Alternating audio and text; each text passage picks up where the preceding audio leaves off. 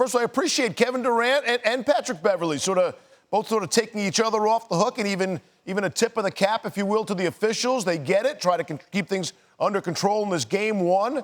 What was your take on what Durant had to say in his actions on the court?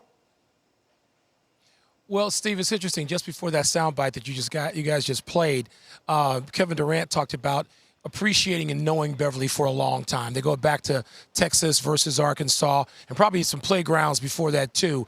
And he talked about Patrick Beverley being a South Side guy of Chicago, meaning, and he was going to play with that sort of grit and talk a little bit too. And of course, the irony is Kevin Durant sitting there wearing a Chicago White Sox hat. Now, being a DC guy, I'm not sure that Kevin knows sort of what side of town the White Sox are on versus the Cubs, but he's wearing Southside gear at that point. Listen, these two have been going at it, and Ed Malloy, who they both referred to, and they didn't seem to, they didn't seem to be angry at Eddie Malloy. They said, okay, he wanted to control it.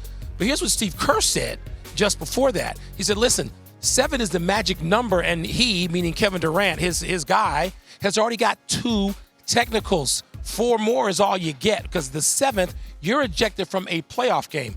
The Warriors had that experience once with one Draymond Green being suspended from a playoff game that they wound up losing in the NBA Finals. The one time they've lost of their trips recently to the finals. So there's some anticipation and perhaps a little bit of anxiety. Kevin Durant said, hey, wait a minute, I know how to control myself, and that's a quote. So he didn't seem overly concerned about it, but it certainly was one of the storylines coming out of this. And, Patrick Beverley is not going to back off.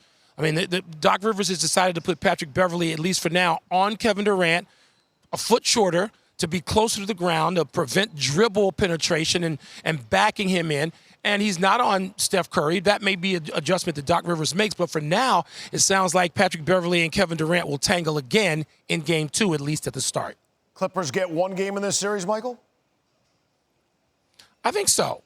I'm one of the few, Steve, who thinks so. But I think so. I don't know whether it's Game 3 seems to be that game. The first half of this one was close. And then, as Doc Rivers said, the Warriors pulled away, and they were going to pull away anyway because they were playing better, even with 21 turnovers in this game. And some weird officiating, and I'm going to blame the officiating crew straight up for missing a couple of calls in the Clippers that resulted in about an 8-point swing, including free throws missed. The Clippers should have been awarded and technical fouls. The officials, and then not necessarily Ed Malloy, but the crew, lost control late in the first half. You expect better, particularly from this crew. I know you understand this, being a guy who talks about crews and referees and playoff games and even in the NHL. Well, that happened here tonight.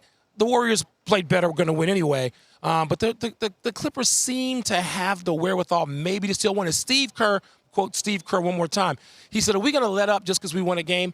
Because the Warriors do that. That has been a tendency, even in the best of times for them. They sort of let up, foot off the gas, and he doesn't want that happening, which is why he mentioned that early in his post-game comments.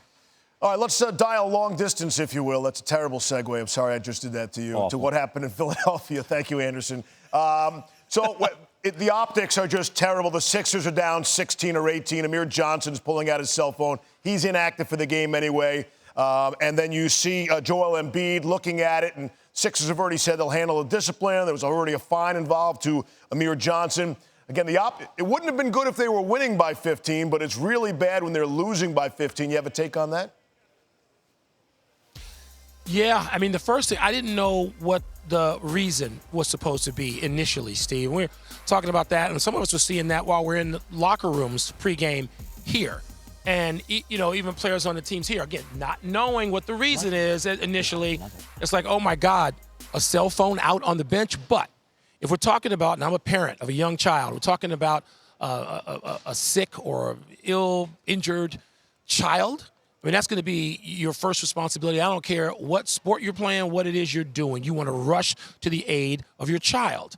So there's a lot that's come out in the wash here, and I'm 3,000 miles across the country. I'm still wanting to hear the official explanation. And if it was Johnson's child, why does Embiid have the phone? There's a lot we don't know. But the optics, as you said, aren't good. But I want to hear. He deserves the benefit of the doubt with that explanation until that is straightened out. And I'm sure we'll get much more on that in the days to follow as they get ready for Game 2, although the Nets did look rather impressive.